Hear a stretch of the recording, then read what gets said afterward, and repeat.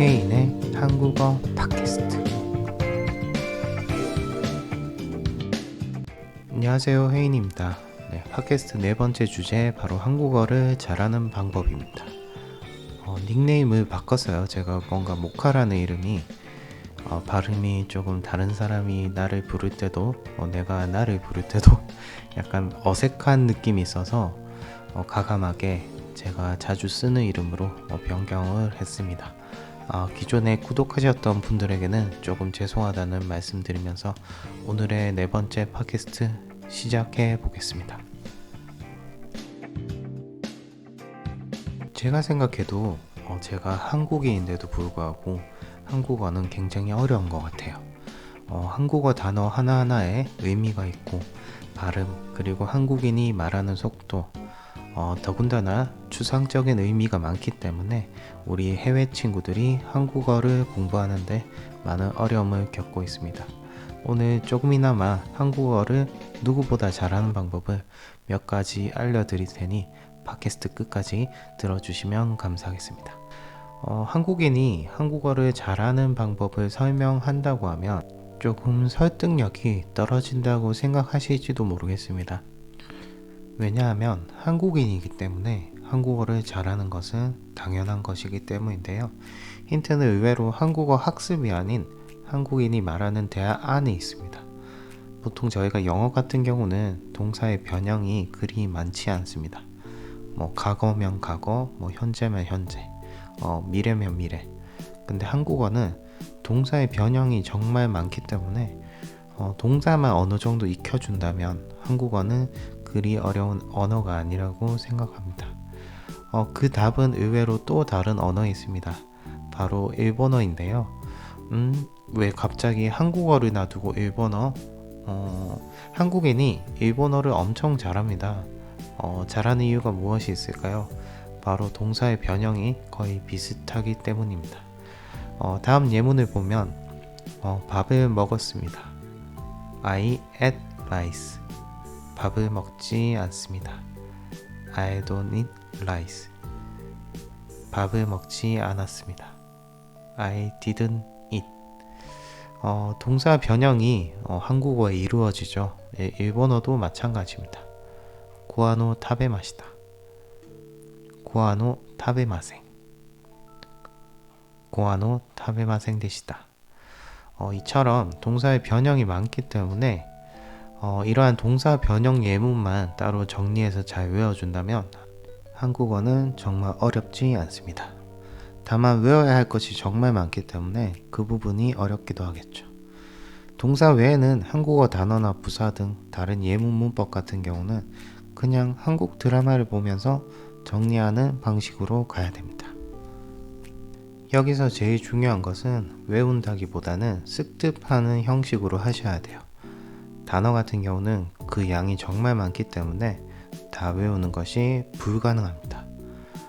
일상생활에서 자주 쓰는 단어가 자주 나오는 한국 드라마를 보면서 습득하면 좋겠죠. 가장 강조해 주고 싶은 것은 바로 동사입니다. 이것만 꼭 기억해 주시면 될 것 같아요. 네, 딱딱한 이야기는 여기까지 하고요. 저 혜인이는 언어 공부에 정말 관심이 많습니다. 자랑은 아니지만 일본어 JAPT N2 자격증을 가지고 있고요. 영어를 잘하진 않지만 일상회화가 가능한 정도입니다. 아무래도 해외에서 일했던 경험이 있기 때문에 저에게는 언어라는 것은 정말 저의 친구와도 같은 존재인데요. 단순히 머리가 좋아서 언어를 잘한다? 라는 말도 저는 어느 정도 맞다고는 생각이 들지만, 그렇다고 머리가 진짜 좋아야지 외국어를 잘한다? 이것도 아닌 것 같아요. 결국에는 리스닝 실력과 스피킹 능력, 그리고 노력이 많이 들어가야지 본인이 원하는 외국어 실력을 얻을 수 있을 거라 개인적으로 생각이 됩니다. 우리 친구들은 한국어를 잘하기 위해서 어떠한 노력을 해봤나요? 저를 예로 든다면 저는 일본어와 영어를 정말 열심히 공부했어요. 짧지만 일본 여행의 기간이 총 4개월이 여행만 4개월이 될 정도로 일본 문화와 일본어를 좋아하고요. 그 나라만의 매력과 한국에서는 찾아볼 수 없는 특성이 있기 때문에 자꾸 끌리게 되는 것 같습니다. 또한 일본 영화, 특히 이와이 순지 감독의 영화를 너무 좋아해서 러브레터라는 영화를 이때까지 30번은 본 것 같아요. 거짓말이 절대 아닙니다. 제가 말하고 싶은 것은 여러분들도 공부만이 아닌 실질적으로 한국을 좋아한다면 한국의 문화라든지 K-pop, 여러가지 한국에 대한 역사, 한국에서 유행하는 컨텐츠를 통해 공부한다면 더욱더 한국어가 빨리 늘지 않을까 생각이 들고요. 가장 중요한 것은 또 흥미라고도 할 수 있겠네요. 네, 오늘 제가 너무 잔소리가 많았죠. 죄송합니다. 이야기가 자꾸 산으로 가는데 그리고 뭐가 있을까요? 한국어를 잘하는 방법. 요즘에는 또 저희가 굳이 밖에 나가지 않아도 해외 친구를 사귈 수 있는 이제 어플들이 많잖아요.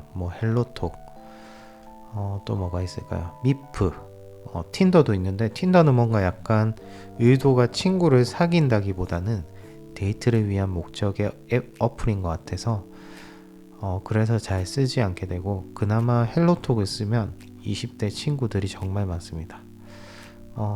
마음에 드는 외국인 친구가 있다면 가감하게 대화를 시도해 보기도 하고요.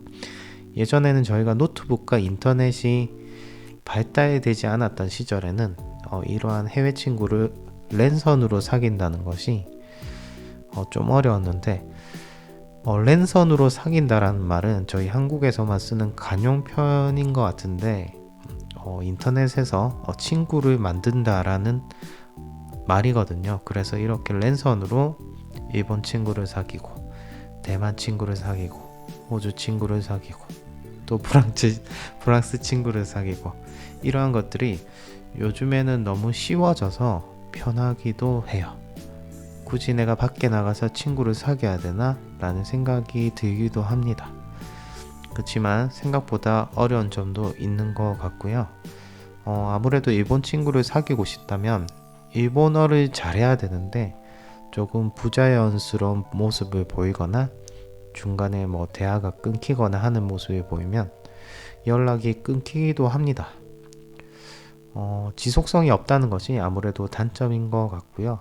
가장 좋은 것은 직접 외국인 친구를 사귀어서 한국어로 대화해 보거나, 한국어가 부족해도 계속 대화를 시도하는 것이 중요하기도 하겠죠. 우리 랜선 친구들은 어떠한 방식으로 한국어를 공부하고 있나요? 어떠한 한국어 주제를 듣고 싶으신가요? 혜인의 한국어 팟캐스트 채널에 오셔서 재미있는 한국 이야기 듣고 오늘 하루도 재미있는 하루 보내시길 바라겠습니다. 네, 다음 시간에도 더 유익한 주제 들고 올게요. 이상 혜인이었습니다.